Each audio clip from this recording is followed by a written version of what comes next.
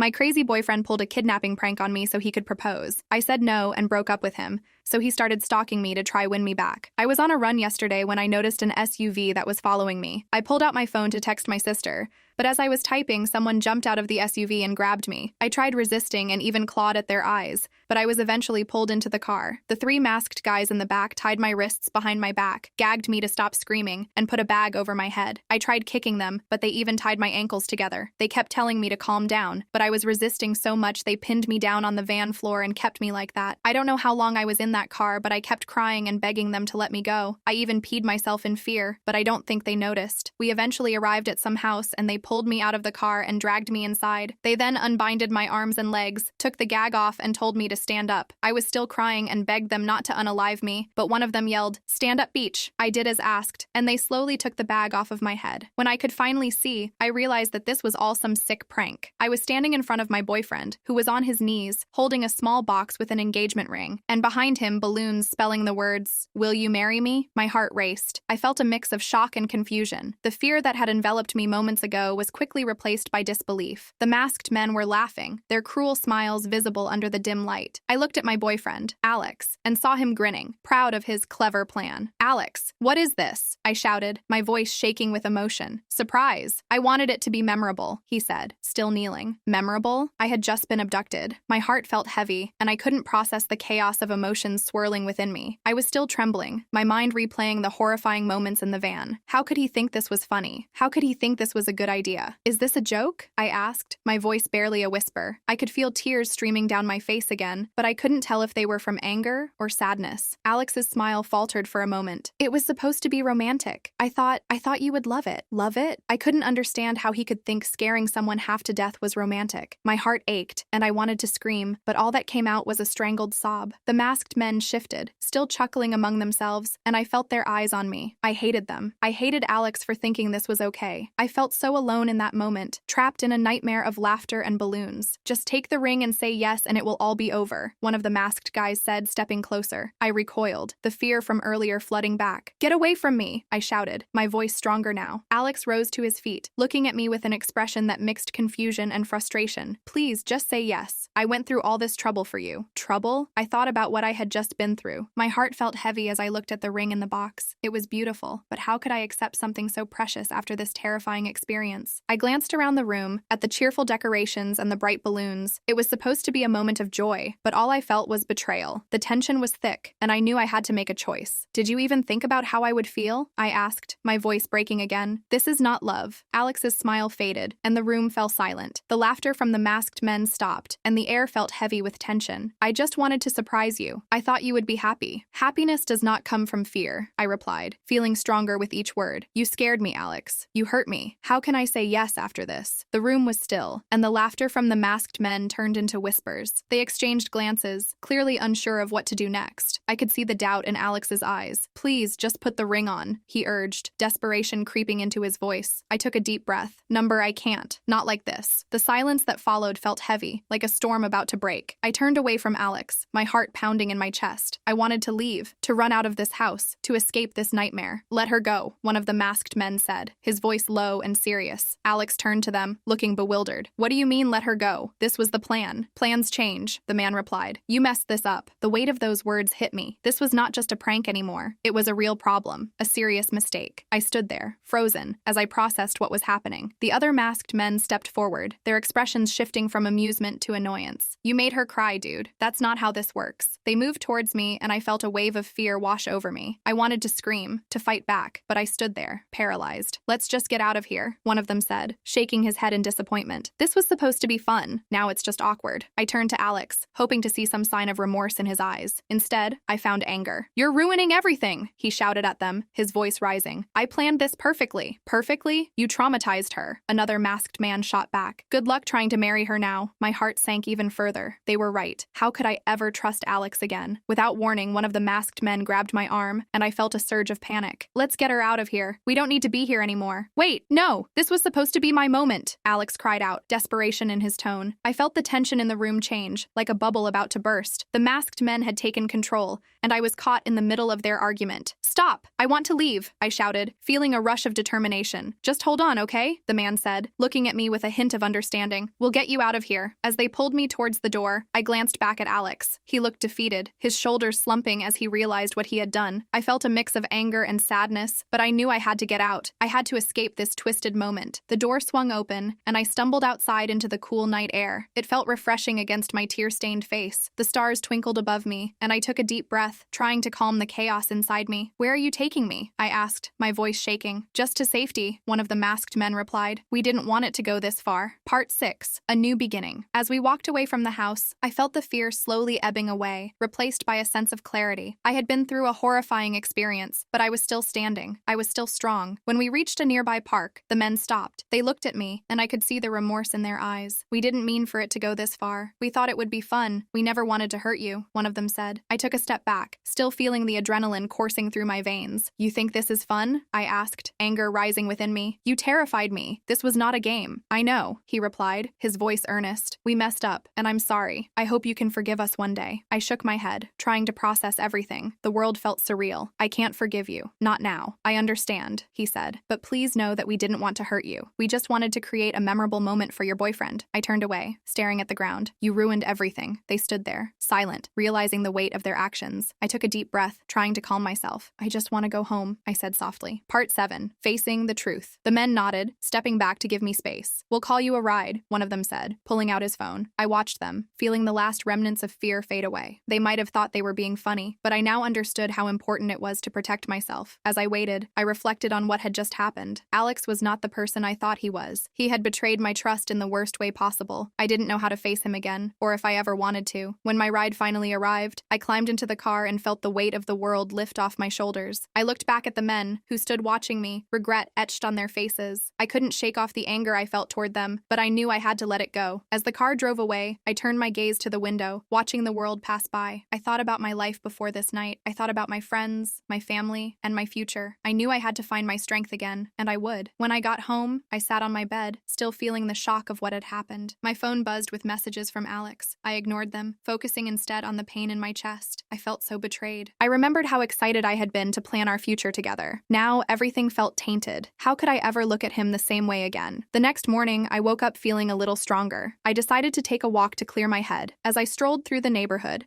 I thought about what I wanted for my future. I wanted a partner who would support me and respect me. I wanted someone who would stand by me during the good and bad times, someone who would never scare me or make me feel trapped. I returned home and took a deep breath. I had to confront Alex. I had to tell him how I felt, and I had to end things. Later that day, I finally gathered the courage to respond to Alex. I sent him a message asking to meet. When he arrived, I could see the worry in his eyes. I'm so glad to see you, he said, stepping closer. I held up my hand to stop him. No, Alex, we need to talk. His face fell, and I felt a wave of sadness. What's wrong? You didn't like the proposal? Proposal? I asked, incredulous. You scared me half to death. That was not a proposal. It was a nightmare. I didn't mean to hurt you, he pleaded, desperation in his voice. I just wanted to surprise you. Surprise me? By kidnapping me? How could you think that was okay? I felt anger bubbling inside me. You put me through hell. That is not love. His eyes widened in shock, and I could see he was beginning to understand the weight of his actions. I thought you would see the humor in it later. There is nothing funny about what happened, I replied, my voice steady. I can't be with someone who thinks this is okay. I can't marry someone who would do this to me. He opened his mouth to protest, but I held up my hand again. No, Alex, it's over. I need to put myself first. As I turned to leave, I felt a strange sense of relief wash over me. I had finally taken a stand for myself. I had chosen my own happiness over fear. The days that followed were hard, but I was determined to move forward. I spent time with my friends and family, surrounding myself with love and support. Alex took the breakup hard. He begged me to reconsider, calling and texting at all hours. I felt my phone buzz constantly, but I never answered. Instead, I focused on myself and surrounded myself with supportive friends and family. Days turned into weeks, and as time passed, Alex's attempts to contact me became more desperate. He would show up at my favorite cafe, looking lost and forlorn. Sometimes I could see him waiting outside my apartment, his face a mixture of hope and despair. One afternoon, I was hanging out with my best friend, Lisa. We were at a local park, enjoying the sunshine and fresh air when I spotted Alex walking by. My stomach twisted twisted in knots and I quickly turned my head. "What's wrong?" Lisa asked, noticing my reaction. "It's just Alex," I replied, trying to sound casual, but my voice betrayed me. "Ugh,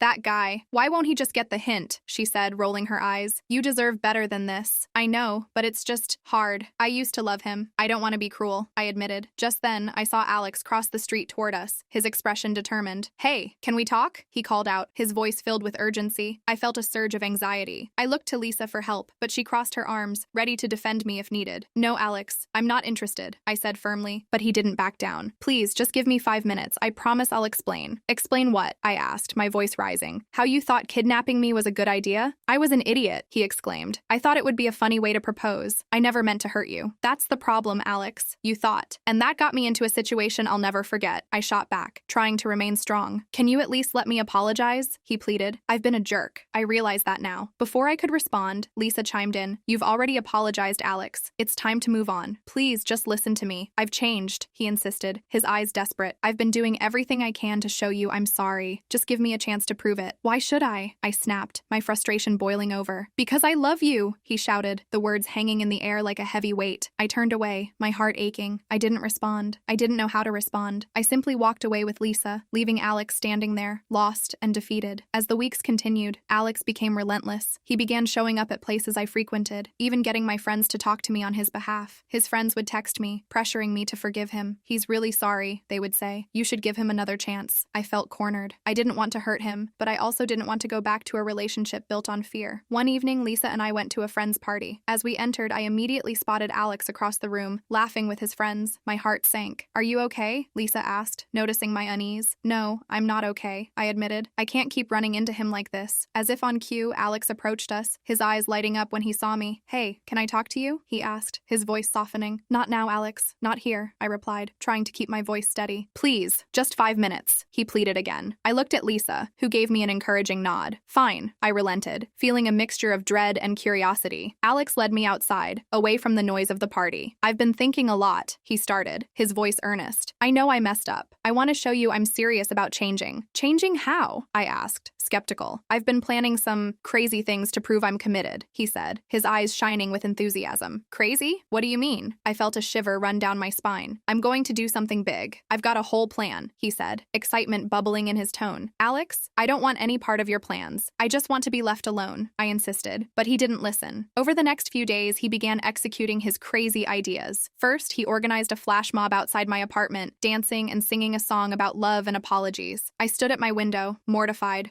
watching my neighbors cheer him on while I felt my face burn with embarrassment. The next day, I received a bouquet of flowers at work, each one accompanied by a note detailing all the things he loved about me. My coworkers snickered, but I felt trapped in a whirlwind of emotions. The following weekend, he arranged a massive picnic in the park, complete with a blanket, candles, and enough food to feed an army. When I arrived, I saw a crowd gathered, all of them watching him make a fool of himself, trying to win me back. I felt a mixture of anger and pity. I appreciated the effort, but it only reminded me of the fear he had instilled in me. I didn't want to be part of his performance. My friends were split on the issue. Some thought Alex's attempts were charming, while others believed I should stand my ground. Lisa remained my biggest supporter, constantly reminding me of what had happened and why I needed to stay firm in my decision. "You don't owe him anything," she would say. "Just because he's trying to win you back doesn't mean you have to fall for it." But as time went on, I felt the pressure mounting. Alex's friends began to intervene as well. They reached out to me, urging me to consider giving him another chance. "He's really changed," one of them said. "He's just trying to make things right. Maybe you should just talk to him one more time," another suggested. Their words weighed on me, causing me to doubt my own feelings. Was I being too harsh? I decided to talk to my mom, hoping for her wisdom. When I shared my concerns, she listened patiently. "Honey, you have to trust your instincts," she advised. "If something feels wrong, it probably is. Don't let anyone pressure you into a decision you're not ready for." Her words resonated deeply within me. I had to trust myself. I took a deep breath, determined to stick to my decision. Part 17, the final straw. As summer approached, Alex's antics only grew more outrageous. One day, he showed up at my workplace dressed as a clown, complete with oversized shoes and face paint. The entire office erupted in laughter, but I could only feel embarrassment. "Is this really necessary?" I asked, my voice barely concealing my frustration. "I just wanted to make you smile," he said, beaming through his painted smile. "Please, just give me one chance to prove I can be the guy you want." My heart ached for him, but I couldn't overlook the severity of his earlier actions. I turned to walk away, my stomach churning with mixed mixed emotions. Then came the last straw. One night, he decided to take it up a notch. He climbed up onto the roof of a local building, holding a giant banner that read, "I'm sorry, will you marry me?" He was shouting my name to the world, drawing attention from passers-by and local news stations. I stood there, my heart racing, watching the chaos unfold. My phone rang nonstop with notifications from friends and family who had seen the stunt. This was too much. I couldn't take it anymore. I grabbed my things and rushed outside, my heart pounding with anger. When I reached the building, I saw Alex perched on the edge of the roof, his face beaming with excitement. "Look, I did it. I'm serious about you," he shouted. "Alex, get down from there," I yelled, panic rising in my chest. "Just say yes. That's all I need to hear," he shouted back, ignoring my plea. "Do you even hear yourself?" I shouted, my voice rising. "You're acting like a child. This isn't how love works." He paused, the smile fading from his face. "What do you mean? I'm not going to say yes just because you put on a show. You need to understand how serious this is." "I know, but I'm trying to show you I'm serious," he replied, his voice trembling. "You think this is love? This is a nightmare," I cried, feeling tears well up. "You've scared me. You've embarrassed me. You're not making me feel loved. You're pushing me away." The crowd below began to murmur, and I could see the confusion on their faces. Alex looked down, realizing how ridiculous he must seem. "I just want you back," he said softly, vulnerability washing over him. "I can't trust you," I admitted, my voice breaking. "Not after everything. Not after what you did." Alex's expression shifted, and for the first time I saw true understanding in his eyes. "I didn't mean to hurt you. I thought I could make you see how much I love you." "You're not showing love, Alex. You're trying to control me," I said, my heart heavy with the truth. He hung his head, the weight of my words settling between us. "I don't know how to fix this," he whispered. "Maybe you should start by listening to what I need," I replied, my voice steady despite the storm of emotions within me. Alex slowly climbed down from the roof, looking defeated. The crowd dispersed, their excitement fading as reality set in. I felt a sense of finality as he stood in front of me, his shoulders slumped. "I'm sorry for everything," he said quietly. "I thought if I did these big things, it would show you how much I care. I never wanted to hurt you. I know you didn't, but love isn't about grand gestures. It's about respect and trust," I replied. As he looked into my eyes, I could see a flicker of hope. "What can I do to earn that back?" I took a deep breath, weighing my words carefully. "It's not just about you. I need to heal. I need to figure out what I want. Right now, I want to be alone." He nodded slowly, a shadow of regret crossing his face. "I understand. I'll give you space." The next few months were a journey of rediscovery for me. I focused on myself, taking long runs and exploring new hobbies. I started a journal to express my feelings, pouring my heart out onto the pages. Each entry was a step toward healing. I also sought therapy, hoping to work through the trauma Alex had caused. It was a safe space for me to explore my emotions,